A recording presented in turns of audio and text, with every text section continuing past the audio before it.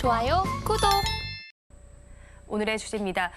연준이 피보 시점을 앞당길지 한번 살펴봐야겠는데요. 이에 따라서 연말 증시에 저희가 어떻게 투자를 하면 좋을지 자세한 이야기 오늘 이 시간 통해서 나눠보겠습니다. 연준이 선호하는 인플레이션 지표죠. PCE 물가 지수가 발표됐습니다. 시장의 예상치에 부합하게 나오면서 지수도 조금 반응을 했다고 봐야 할까요? 다우 지수는 연중 최고치를 경신하기도 했고 또 지난 거래일은 나스닥 지수 역시도 상승세로 마감을 했습니다. 일단 미국 PCE 지수가 증시에 지금 현재 어떻게 반영되고 있을까요? 네, 지난달 근원 PCE 물가가 3.5%. 원래 연준이 9월 달 FOMC 끝나고 올 연말에 목표로 세운 게 3.6%거든요. 네. 그러니까 초과 달성을 했습니다. 이미 이제 올해 목표치를 달성을 했기 때문에 추세적으로 물가가 올해 걱정을 많이 했거든요. 사람들이 주거비 물가 또 유가가 다시 또 하반기에는 올랐었죠. 하마스 전쟁 때문에. 네. 이런 것들을 우여곡절을 뚫고 결국에는 작년 6월에 9.1% 그리고 올 연초에 한 5%대 물가가 지금 이제 3%까지 내려왔고 근원 물가는 말씀드렸듯이 지금 3.5%까지 내려와 있기 때문에 올해 목표치는 어느 정도 달성한 상태에서 내년을 맞이하는 조금 연준으로서는 마음이 좀 가볍다고 그럴까요? 하지만 사실은 3.5%라는 것은 연준이 궁극적으로 도달해야 될 2.0% 목표치에는 아직은 조금 멀거든요. 네. 그래서 파월 의장도 계속 반복적으로 얘기하는 것이 조금 그 금리 인하 기대는 너무 지나친 것 같다라고 이제 시장은 좀 시장에 계속 메시지를 보내고 있는데 그럼에도 불구하고 시장은 조금 연준이 조금 조기에 금리 인하를 할 것 같은 그런 계속 그 기대를 반영하면서 물가 안정 그 자체에 초점을 두면서 조기 금리 인하까지도 네. 지금 내다보면서 조금 달려가고 있습니다. 주말 사이도 사실 파월 의장의 네. 발언이 좀 나왔잖아요. 이 부분은 좀 어떻게 해석을 하실까요? 네, 파월 의장 발언은 사실은 액면 그대로만 보면 약간 매파적이거든요. 네. 사실 완화적이지도 않고 긴축적이지도 않고 지금 중립적이고 말씀드렸듯이 좀 가야 될 길을 좀 멀고 아직까지는 금리 인하는 시기상조다. 이렇게 분명히 못을 박았습니다. 약간 매파적인 분위기였는데 시장은 그것보다는 지금 물가 안정이 환영할 만한 일이다라고 하는 파월 의장의 그 멘트, 네. 환영할 만하다라고 하는 멘트에 집중하면서 주가는 좀 상승 쪽으로 반응을 보였죠. 네, 환영할 만하다라는 이 멘트에 조금 더 시장이 반응을 했습니다. 그런데 일단 미국 증시 11월 한 달을 살펴봤을 때 연속적인 상승세를 보였습니다. 일각에서는 미국 증시가 좀 산타랠리 거쳐서 사상 최고치를 기록할 것으로 예측하고 있는데 박사님 견해는 어떠실까요? 네, 지금은 미국 경제가 올해 성장률이 나와봐야 알겠습니다만은 올해 전체적으로 보면 굉장히 높은 성장률을 기록했지 않습니까? 네. 1년 전 이맘때쯤만 해도 올해 성장률을 0.5%로 연준은 봤거든요. 그런 성장률이 지금 상반기에 2% 이상 성장을 했고 3분기에는 아시다시피 5.2%의 속보치가 나왔고 잠정치가 네. 나왔고 그래서 올해 전체적으로는 2%대 중후반 성장률이 유력해 보이거든요. 1년 전에 전망했던 올해 성장률에 비해서는 확연히 높죠. 그런 상태이기 때문에 일단 물가는 잡히고 성장률은 높고 경기는 아직까지는 좋고 이 두 가지 조합으로 지금 사실 연말 랠리를 다시 또 시동을 걸고 있습니다. 제 생각에는 연말 연초까지는 랠리 분위기가 좀 이어갈 가능성이 큰 매크로 환경이고요. 왜냐하면 미국 경제가 아직까지는 호황 언저리에 머물고 있거든요. 네. 내년에 어떻게 될지는 몰라도 그것은 내년 가서 봐야 되는 것이고 일단은 너무 과열된 상태에서 적정한 성장대로 내려오는 게 4분기의 매크로 환경이다라는 것.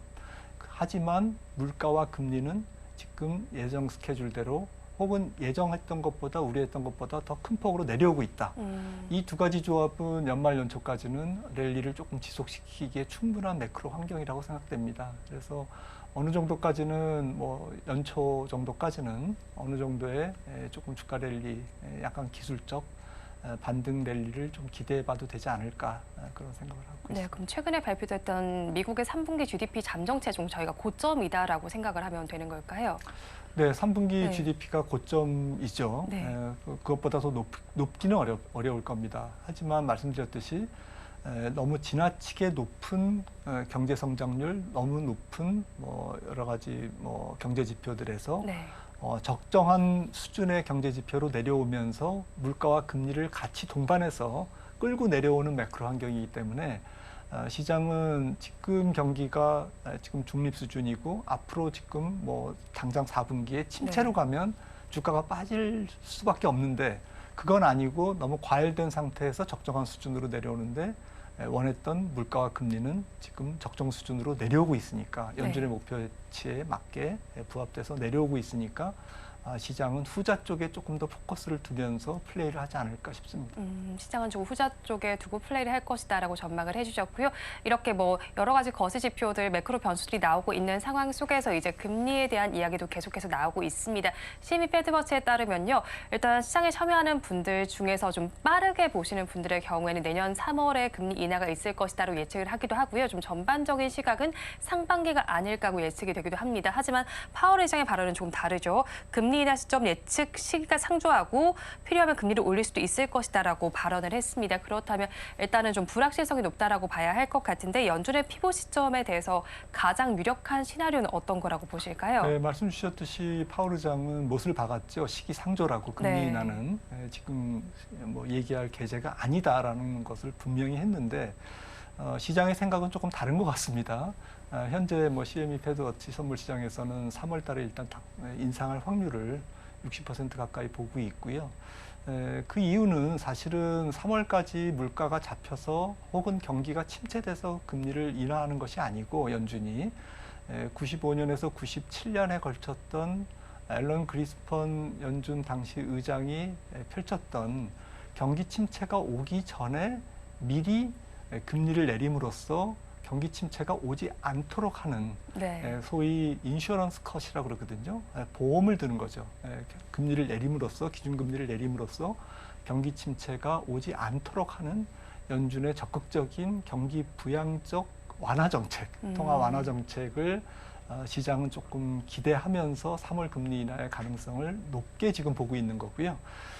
파월 의장이 어떤 생각을 갖고 있고 연준 인사들이 뭐 어떤 생각을 갖고 있는지는 뭐 12월 13일 FOMC 끝나고 이제 발표되는 여러 가지 뭐 보고서를 봐야 알겠습니다만은 제 생각에는 조금 시장이 너무 지나친 기대에 조금 가 있는 거 아닌가라는 생각을 연준과 생각이 조금 괴리가 있다. 네. 저는 그렇게 생각을 하고 있기 때문에 만약에 보험성 인하를 기대로 연말 연초에 너무 주가가 달려가면 실제로 내년 3, 4월에 그런 보험성 인하, 연준의 조기 금리 인하가 없을 경우에 실망하는 또 조정이 또 주가 조정이 나올 수밖에 없다라는 것도 조금 길게 봐서 염두에 두시면서 플레이를 하시는 게 좋을 것 같습니다. 그렇죠. 아무래도 기대가 크면 실망도 그만큼 클 법한데 사실 왜 이렇게 시장 참여자들과 연준의 시각이 다르게 나타나는 걸까요? 계속해서. 시장은 항상 좀 앞서갑니다. 그리고 좀 올해 내내 뭐 그 시장에서 연준의 생각과 조금 배치되는 그러한 컨센서스가 계속 형성되고 또 지금도 그렇거든요. 조금 뭐 95년도에 뭐 그런 인슈어런스 컷에 대한 보험성 인하에 대한 추억이 있어서 그런 기억을 리마인드 하면서 시장은 조금 더 기대감을 얹혀서 지금 시장에 투영하고 있는 것 같고요. 그도 그럴 것이 일단은 물가가 잡혔다고 보기 때문에 그런 거죠.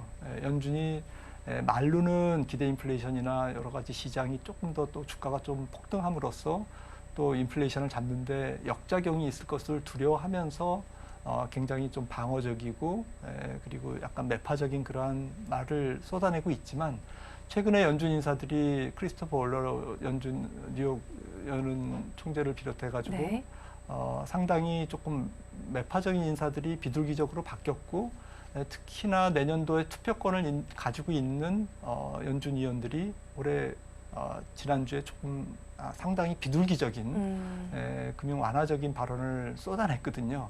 그래서 시장은 좀 거기에 대해서 자신감을 얻은 것 같습니다. 그래서 투표권이 있는 사람들이 지금 약간 완화적인 쪽으로 돌아섰으니 아마 연준 내부의 전체적인 기류가 그렇게 조금 그 매파적이진 않을 것이다라는 네. 쪽에 계속 베팅이 늘어나고 있는 그런 상황인 거죠. 저 연준 이사들의 발언도 한몫을 하고 있는 것으로 보입니다. 그런데 11월 증시를 살펴보면 사실 기술주가 좀 끌어줬다라고 봐야 할까요? 그런 모습이 펼쳐졌는데 그렇다면 12월 증시 랠리도 역시나 기술주가 좀 주도하게 될까요? 연말 연초 장세는 꼭 기술주만 주도하지는 않을 것 같습니다. 조금 시장의 성격이 금리 인하에 대한 기대를 앞서 주가에 반영하는 그러한 약간은 투기적 성향의 조금 시장 분위기가 형성될 가능성이 있기 때문에 제 생각에는 좀 기술주라는 조금 펀더멘털한 재료 내지는 좀 중심이 되는 시장의 그런 스토리보다는 다양한 뭐 낙폭 과대주라든지 네. 또 최근에 뭐 밈 주식 또 물가가 잡히고 내년도 경기가 그렇게 조금 침체 쪽보다는 적당한 뭐 골디락스 이런 것들을 예상하면서 최근에 미국장에서도 러셀 2000을 중심으로 한 중소형주 랠리가 조금 지난주에 좀 돋보였는데요. 이런 식으로 좀 다양한 주식들이 좀 혼란스럽게 순환하는 네. 조금 주도주는 없지만 그래도 조금 저변이 확산되는 그러한 랠리 성격이 되지 않을까 연말 연초 장세는 그렇게 생각을 합니다. 그럼 주도주 없이 순환이 일어난다면 저희 좀 짧게 대응을 해보는 게 좋을까요? 예, 그렇죠. 그런데 실제로는 짧게 대응이라는 것이 말은 쉽지만 네. 어렵지 않습니까? 그래서 투자자분들은 쫓아다니는 매매를 하시면 안 될 것 같아요. 너무 그 밸류에이션이 높지 않은 종목 중에서 성장성이 있거나 낙폭이 좀 그동안 많았던 종목들 그러한 종목들을 조금 길목 지키기 투자를 하시는 게 오히려 쫓아다니다 보면은 술래잡기 하다가 계속 또 좀 스텝이 엉키는 수도 있거든요. 연말 연초 장세는 좀 주도주는 없다. 하지만 다양한 테마성 장세가 조금 종목 장세를 이끌 가능성이 있다라는 쪽에 좀 초점을 두시는 게 좋을 것 같습니다. 네, 순환매가 있긴 하겠지만 길목을 잘 지키면 좋겠다라고 조언을 해주셨습니다.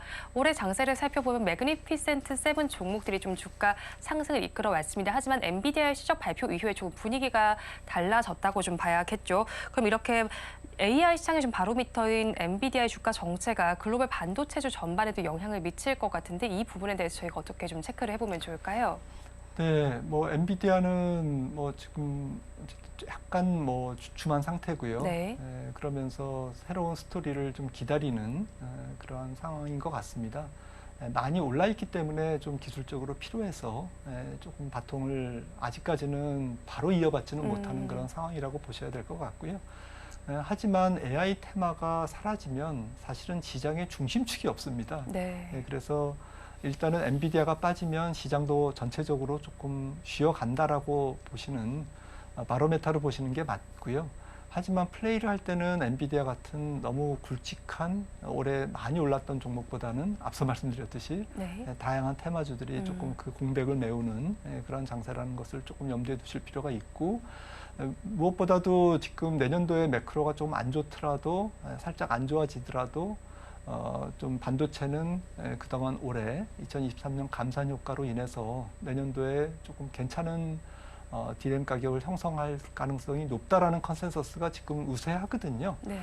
그러니까 수요가 늘어서 디램 가격이 메모리 가격이 올라간다기보다는 지금 한 두세 달째 반도체 가격이 계약 가격이 올라가고 있죠. 컨트랙트 가격이.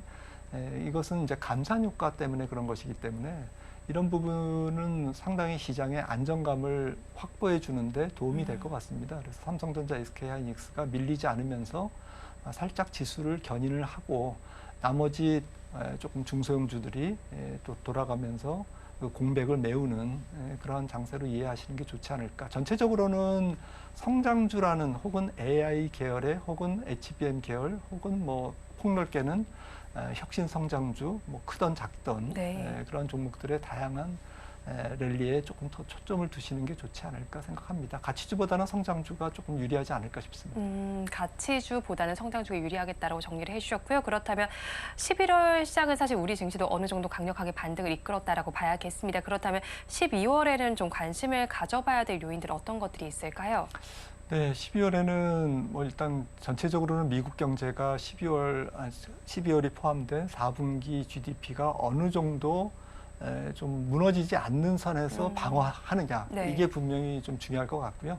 왜냐하면 시장이 경제가 무너지면 금리가 아무리 뭐 지금 미국제 10년물 기준으로 4.0% 밑으로 더 내려가더라도 그것은 시장이 더 이상 그것을 호재로 받아들이기보다는 금리 하락을 경기 침체의 신호로 보면서 악재로 받아들일 가능성이 네. 높다라는 것이죠.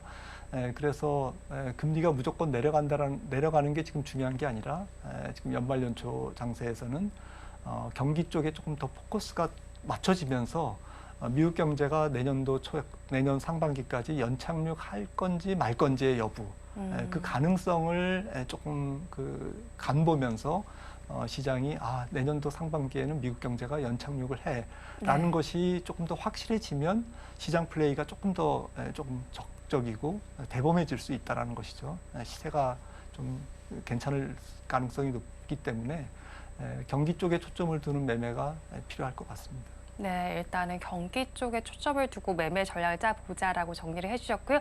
그렇다면 연말이 다가올 만큼 포트폴리오에 어떤 걸 좀 담아봐야 될지도 궁금하고요. 내년에는 좀 주도할 만한 섹터가 있을까요? 네, 앞서도 뭐 빅테크부터 뭐 기술주 아니면 다양한 성장주 테마를 말씀드렸는데 네. 내년도에도 결국에는 돌고 돌아서 빅테크가 주도를 하지 않으면 시장은 뭐 좀 중심을 잡기 어렵다라고 생각을 합니다. 올해도 마찬가지로 매크로 경기가 굉장히 뭐 미국은 좋았지만 네. 다른 나라들 같은 경우에도 매크로 경기가 아주 좋은 건 아니었지 않습니까? 오히려 수축 정도의 그런 분위기였고 내년도에도 마찬가지일 것 같거든요. 올해보다는 오히려 전 세계가 경제가 약간 위축 국면일 가능성이 높기 때문에 PER을 조금 높일 수 있는 성장 테마가 아니면 시장의 주도주의 자리를 좀 차지하기가 어렵다라는 그런 관점에서 역시 미우나 고우나 미국의 빅테크들이 조금 더 레벨업 해줘야만 나머지 종목들이 그것에 맞춰서 키 맞추기를 하면서 쫓아가는 그런 장이 나올 거라는 관점에서는 뭐 한국 증시에서도 조금 미국의 빅테크주들이 올라갔을 때 같이 따라 올라갈 수 있는 그런 성장성이 있는 IT 소부장이라든지 이런 쪽에도 초점을 두시는 게 좋을 것 같습니다. 미국의 빅테크와 관련된 쪽을 한번 바라보시면 좋겠다는 의견이셨고, 이제 FOMC도 한 번만 남아 있습니다. 뭐 12월에 사실 동결이 예상되고 있는데 이 시장의 예상처럼 동결이 된다면 시장 자체는 좀 큰 충격을 받지 않고 넘어갈 수 있을까요? 네, 12월 FOMC는 뭐 지금 뭐 예상을 빗나가기는 어렵겠죠. 네. 동결하고 하지만 이제 12월 13일 FOMC 끝나고 발표되는 파월 의장의 연설 내용이라든지 특히나 이제 SEP 경제 전망 보고서에서 조금 묻어나오는 내년도 미국 경제에 대한 또 글로벌 경제에 대한 연준 위원들의 시각, 이게 더욱더 중요해질 것 같습니다. 앞서 말씀드렸듯이 지금은 이제 경기와의 싸움이기 때문에 네. 내년도에 골디락스 경기냐 아니면 금리가 하락하는 것이 더 이상 호재가 아닐 정도의 경기의 침체가 혹시라도 일시적이나마 있을 수 있느냐라는 우려와의 팽팽한 싸움일 것 같거든요. 네. 그런 측면에서 12월 13일 FOMC에서는 관전 포인트는 결국 연준에서 보는 내년도 상반기 경기를 골디락스로 보는구나. 물론 이제 틀릴지라도 연준 위원들의 어떤 경기에 대한 시각이 시장을 좀 가늠할 것 같습니다.